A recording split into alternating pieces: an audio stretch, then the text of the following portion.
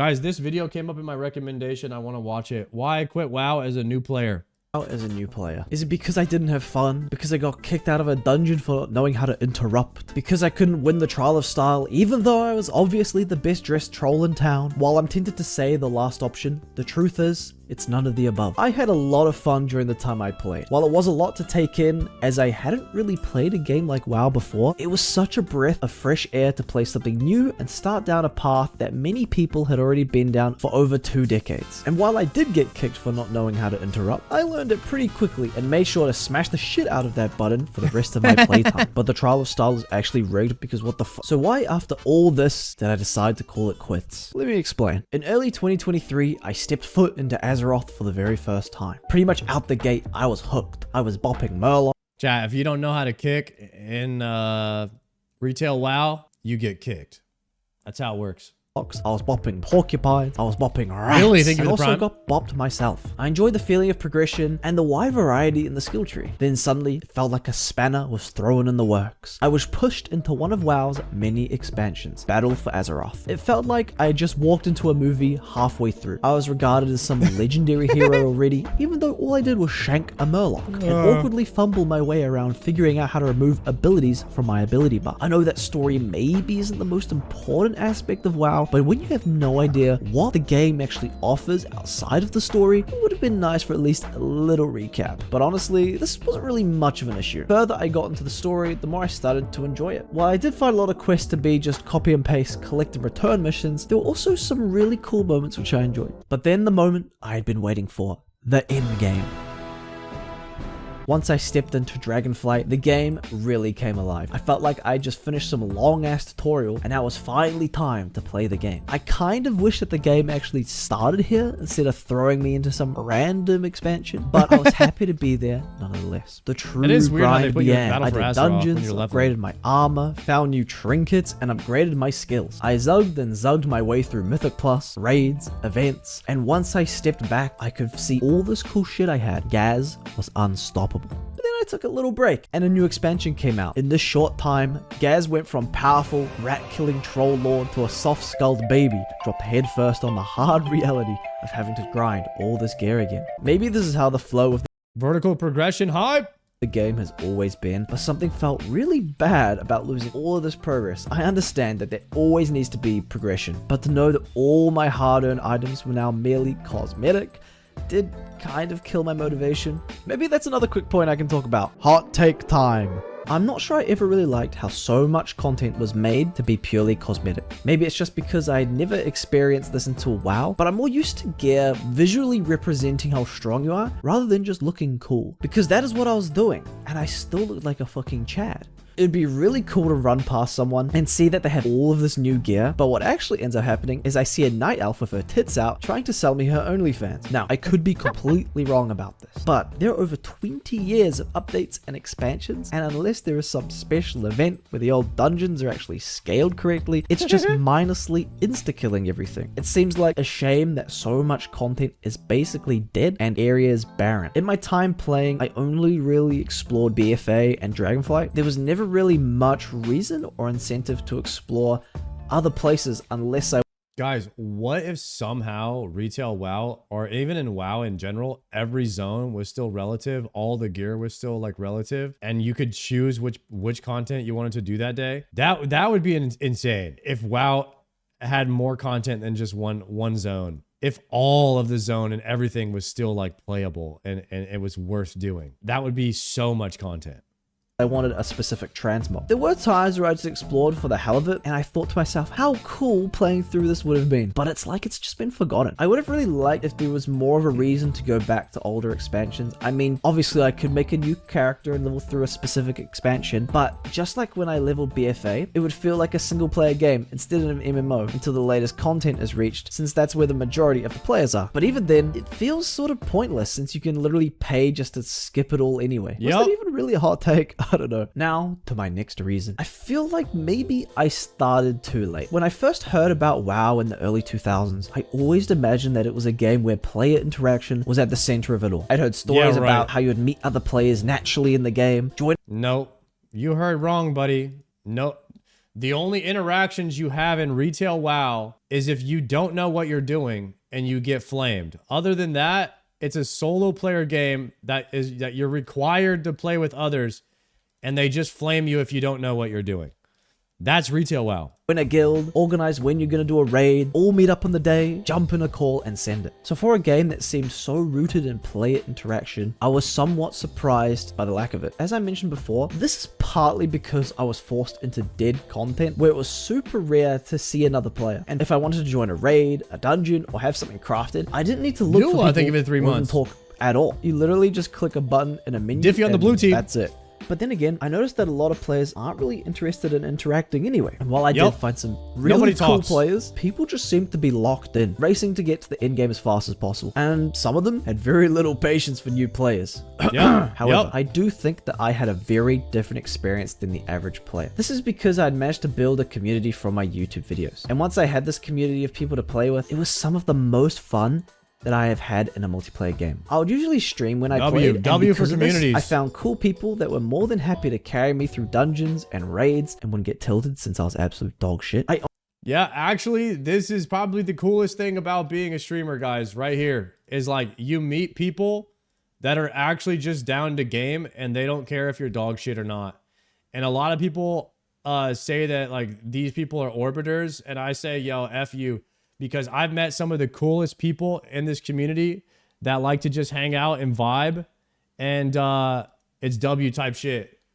Communities is something that's hard to find. And as a streamer, that's the coolest part of being a streamer is the community. So W to all the people that like hang out and actually want to do shit and are down to like you be patient and help others and all that shit, because like that's the coolest part. I honestly think that without my YouTube community, my WoW experience would have been completely different. Because of them, I was allowed to struggle. And Mutts, thank you for the raid, bro. Yo, grats, Mutts. Mods, can we shout out this man right now? Holy cow. Hardcore group Iron Man, Mr. Mutts himself, getting the damn Inferno Cape. Guys, is it crazy to say that I beat Mutts to Inferno Cape? I'm just playing, bro. This is probably like Mutts' 15th Inferno Cape. That is funny, though. Yo, congratulations again, bro. That was awesome. We watched the whole thing from Wave 60. And I was calling out. I was like calling out what I would do. And then you were doing the same things. And that's how I knew that, like, basically we're on that same wavelength now. And equally skilled and all that. So yeah, very, very, very good job today, Muds. And learn during dungeons and raids instead of having to go off and study mechanics before I even stepped foot in a raid. I remember that one of my favorite bosses was Razgir. I genuinely had so much fun fighting the stupid purple dragon because in the beginning I got absolutely stomped, but each fight I learned more and more mechanics until eventually, instead of being the first to die, I was one of the last. And to think if I just had the regular player experience without the help of my YouTube community, I probably wouldn't have had the chance to play like that, and I wouldn't have had anywhere near as much fun. So to go back to my point, I do think that I joined too late, and that the way players interact with each other has changed. But I don't fully see this as a WoW problem, because I see it in other games that I play as well. I think that it's a change in mentality as people play any game for a long time. I imagine that the majority of the current WoW player base are more experienced players, and it's easy to forget what it's like to be a noob. I got super lucky with somewhat artificially finding a community, and if I like Mud's probably kind of forgot what it's like to be a noob. You know what I mean? He's kind of been in the game too long. He doesn't know what it's like, you know, to be a day in my shoes. You know what I mean? It's just tough for him to relate because he's just too good now. He's too far gone, guys. But like that's why everybody likes to hang out here with me, right? Because I can show you guys that like I'm one of us type shit, right? Like I'm ass. So it's just more relatable, right, guys? See? Amen. Had to do it naturally, probably would have been a lot more difficult. So, why did I eventually call it quits? It was a combination of all the points I mentioned before. For me personally, a great game needs a good balance of gameplay, story, and world building. While the gameplay is really fun, the others is where it starts to lack for me. I know that WoW has a great story and so many cool places to explore, but it just sucks that the game doesn't really give you the chance to experience them in their best form. I think that it'd be cool if each new expansion story interconnected with the old ones at least a little bit to give context to the previous stories, maybe know what happened and to make the zone still relevant. Also, since I started Dragonflight quite late, the 3rd season was already starting. By the time I grinded out the Mythic Plus and raids, the new expansion date had already been named and all of my awesome gear was basically going to become useless. Chat, imagine you spend like 500 hours on your WoW character. One day you wake up, it's all gone. Useless. None of it matters. Literally, none of it matters. That's retail WoW. Didn't really see the point in continuing at that point when I was just going to have to restart in a month or so. I noticed that T-Mog and mount farming is huge. For some players, it's all they do. I was never super interested in cosmetics, and farming them doesn't really feel fun or engaging. But does that mean I hate WoW or think that it's a bad game? Yeah, absolutely not. Because if it sure had some awesome moments, like getting a new best in slot item, or finally defeating a raid I've been trying for ages, or winning the Trial of Style and definitely not losing every time. Those moments really made the game amazing. Honestly, I really feel like I did exactly what I wanted to do, and now I'm ready to move on. And while I might not be playing now, I'm sure that Gaz will find himself in the future zug-zugging once again. But until then, Loktar Ogar or some shit. Now, this will probably be my last World of Warcraft video for a while, but I want to say thank you to everyone for watching my videos, even with my horrific upload schedule, accepting me into the WoW community, and allowing me to have such a blast. I know that I wouldn't have played anywhere near as much without you all. So, what now? Well, I won't be playing WoW anytime soon. I hope that you guys will join me on a new journey. I found a passion for game development, and I wish to bring you guys along on the journey with me, just as I have with WoW. I had so much fun playing your game, so let me return the favor and make something awesome for you guys too. But yeah, thanks for watching, and I'll see you all very soon. I like that video, man. It kind of made me realize when you are, it is fun to watch.